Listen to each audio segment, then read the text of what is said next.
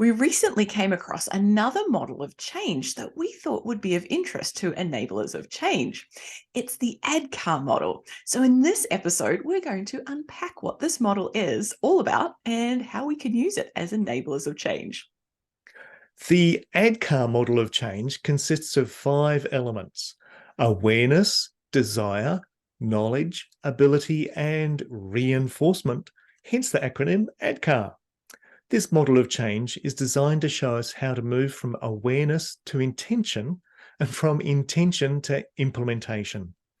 The model is actually owned by the company ProSci, Professional Science, and used in their consulting work. The model was developed by ProSci's founder, Jeff Hyatt, to help understand organizational change. It's based on the idea that for organizations to change, individuals in the organization need to change. It maps out the stages that individuals go through to implement change. The first stage of the model is awareness. As enablers of change, we know that if we want people to change, they have to be aware of the need to change. We have a range of activities that we use to raise awareness, such as field days and media articles. These are mechanisms to highlight what change might be needed and why. The second stage in the model is desire. This stage recognizes that awareness by itself isn't enough.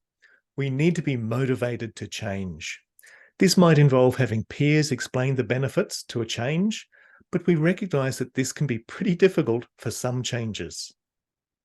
The third stage in the model is knowledge. People need to be aware of the change needed, want to change, and then to know how to change.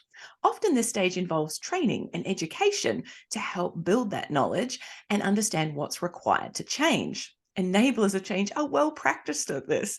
Think of all the extension workshops being organized and run. These are often all about building knowledge. The fourth stage in the model is ability. Once people know how to change, then we can start supporting them to develop their ability to make this change. Often this might involve debriefing failure and celebrating successes. The fifth and last stage in the model is reinforcement. We kind of know this, but we don't always make sure we're supporting the changes people have made. I think that's right, John. So it's worth remembering reinforcing is that last part. We know that there has been some work done in agriculture using the ADKAR model. Researchers in Europe have used the model to explore antibiotic use amongst poultry and pig farmers.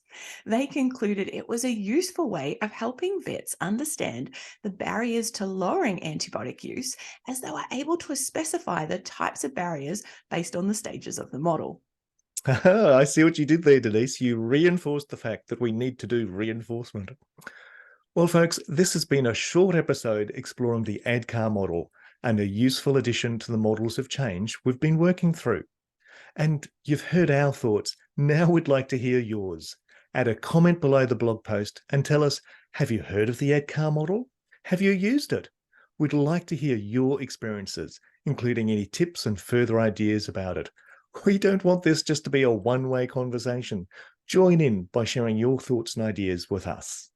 Thanks, folks, for joining us on this Enablers of Change episode. Remember to subscribe to our newsletter if you'd like to know when new episodes are available. And if you liked what you heard, then please tell your friends so they too can join the conversation. All the best until we meet again.